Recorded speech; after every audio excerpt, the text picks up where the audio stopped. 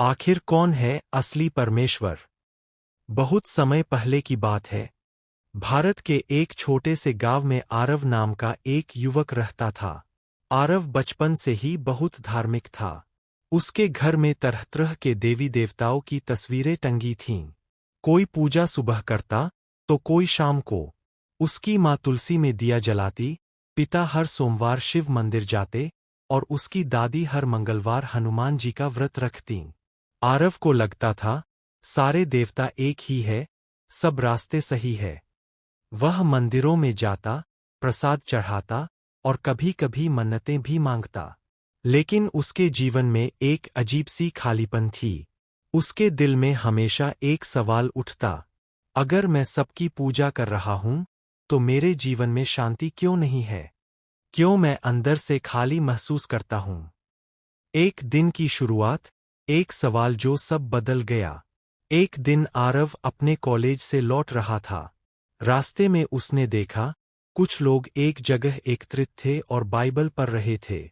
वहां एक बुजुर्ग व्यक्ति बड़े प्रेम से कह रहा था, मैं ही मार्ग, सत्य और जीवन हूं। मेरे बिना कोई पिता के पास नहीं आ सकता। यूं आरव ठिठक गया। उसने सोचा, ये कौन है जो इतना दावा कर रहा है? कौन कह सकता है कि मैं ही सत्य हूं? वह व्यक्ति मुस्कुराया और बोला, बेटा, ये वचन यीशु मसीह के है। वही असली परमेश्वर है। पहली मुलाकात यीशु के वचन से। आरव के मन में सवालों का तूफान उठ गया। वह उस बुजुर्ग के पास गया और बोला, बाबा जी, हमारे यहाँ तो सैकड़ों देवता है। कोई कहता है शिव परमेश्वर है, कोई विष्णु, कोई माँ काली, कोई गणेश। तो फिर आप कैसे कह सकते हैं कि केवल यीशु ही परमेश्वर है? बुजुर्ग ने मुस्कुराकर कहा, बेटा, मैं तुझे कोई धर्म बदलने को नहीं कह रहा। मैं तो बस तुझे सत्य दिखाना चाहता हूं। उन्होंने बाइबल खोली और पढ़ा। आदि में वचन था, और वचन परमेश्वर के साथ था, और वचन परमेश्वर था।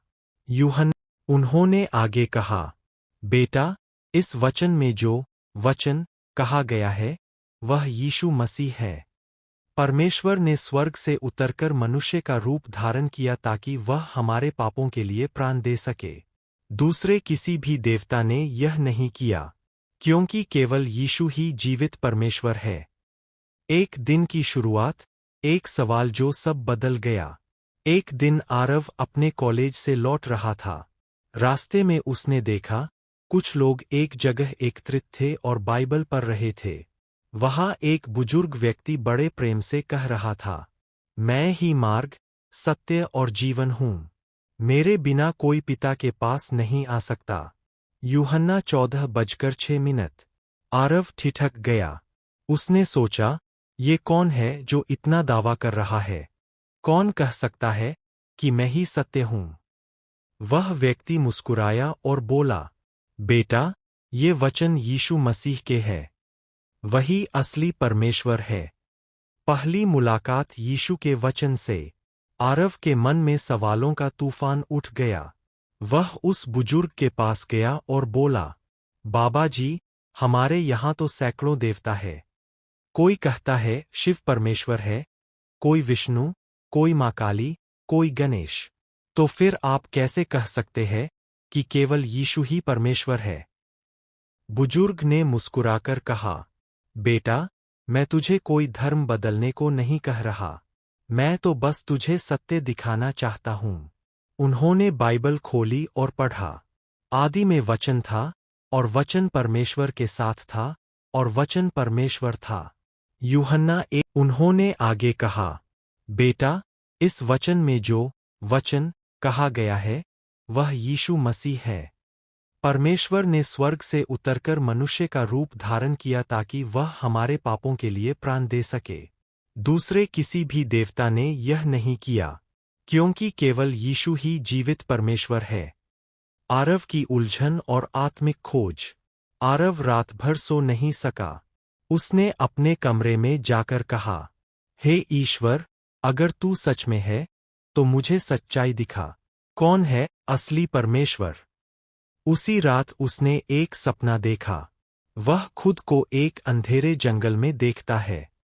चारों ओर भय, अंधकार और चिल्लाहटें थीं। वह भागता है, पर कोई रास्ता नहीं मिलता। तभी अचानक एक उजाला दिखता है। एक व्यक्ति सफेद वस्त्र पहने खड़ा था। उसके हाथों से प्रकाश निकल रहा था। वह बोला, डर मत, मैं तेरा उद्धार करता हूँ। मैं ही मार्ग हूँ, मैं ही सत्य हूँ, और मैं ही जीवन हूँ। आरव घबरा गया और पूछा, आप कौन है? वह मुस्कुराया और बोला, मैं यीशु हूँ। आरव ने देखा, उसके हाथों में कीलों के निशान थे। वह तुरंत जाग उठा। उसका दिल तेजी से धड़क रहा था। उसे समझ आ गया कि यह कोई सामान्य सपना नहीं था। यह परमेश्वर का बुलावा था। नया जीवन, सच्चे परमेश्वर की पहचान। अगली सुबह आरव ने वही बुजुर्ग व्यक्ति ढूंढ निकाला। वह चर्च गया, और वहां उसने बाइबल पढ़ना शुरू किया। जब उसने बाइबल में लिखा पाया, मैं ही यहोवा हूँ, और मेरे सिवा दूसरा कोई नहीं। यशायाह 45:5।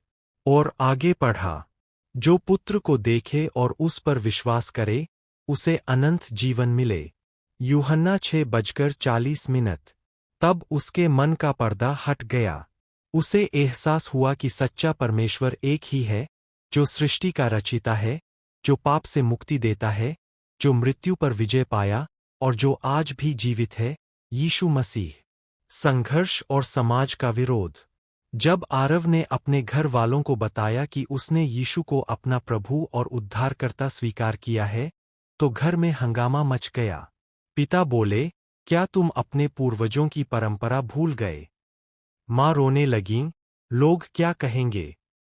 पर आरव ने शांत स्वर में कहा, माँ, मैं किसी धर्म का अपमान नहीं कर रहा। मैंने बस सच्चे परमेश्वर को पाया है, जो मेरे दिल में जीवित है। लोग उसे पागल कहने लगे, उसके दोस्त दूर हो गए। पर उसके भीतर एक ऐसी शांति थी जो उसने पहले कभी महसूस नहीं की थी। क्योंकि अब वह जानता था, जिसने परमेश्वर को पाया, उसने सब कुछ पा लिया। चमत्कार का अनुभव। एक दिन उसकी माँ बहुत बीमार पड़ गईं। डॉक्टर ने कहा कि शायद अब ज्यादा उम्मीद नहीं है। आरव ने उनके पास बैठकर प्रार्थना की, हे प्रभु यीशु, मैं जानता हूं तू जीवित है। मेरी माँ को छू ले, ताकि वे जान सकें कि तू ही असली परमेश्वर है। कुछ ही दिनों में उसकी माँ ठीक हो गईं। डॉक्टर भी हैरान रह गए। माँ ने आंसू भरी आंखों से कहा, बेटा, जिस परमेश्वर के नाम से तू प्रार्थना करता है, वह सचमुच जीवित है।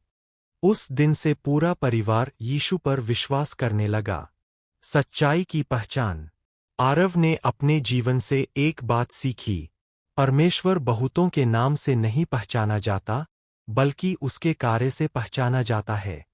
क्योंकि वही सच्चा परमेश्वर है, जो हमें बिना शर्त प्रेम करता है, जो हमारे पापों को क्षमा करता है, और जो हमें मृत्यु से जीवन की ओर ले जाता है। क्योंकि ईश्वर ने जगत से ऐसा प्रेम रखा कि उसने अपना एकलौता पुत्र दे दिया, ताकि जो कोई उस पर विश्वास करे, वह नाश न हो, परंतु अनंत जीवन पाए। अंतिम संदेश। आज भी बहुत लोग इस बात पर बहस करते हैं कि असली परमेश्वर कौन है। पर सत्य यह है, परमेश्वर एक ही है, और वह मानव शरीर में यीशु मसीह के रूप में हमारे बीच आया। वह केवल एक शिक्षक नहीं, बल्कि मुक्तिदाता है। वह कोई मूर्ति नहीं, बल्कि जीवित परमेश्वर है। वह किसी धर्म का नहीं, बल्कि संपूर्ण मानवता का उद्धार करता है। समापन प्रार्थना। हे प्रभु यीशु, मैं तेरा धन्यवाद करता हूँ कि तूने मुझे सत्य दिखाया। मैं स्वीकार करता हूँ कि तू ही असली परमेश्वर है। तूने मेरे पापों के लिए क्रूस पर अपना जीवन दे दिया। मैं तुझे अपने जीवन में आमंत्रित करता हूँ।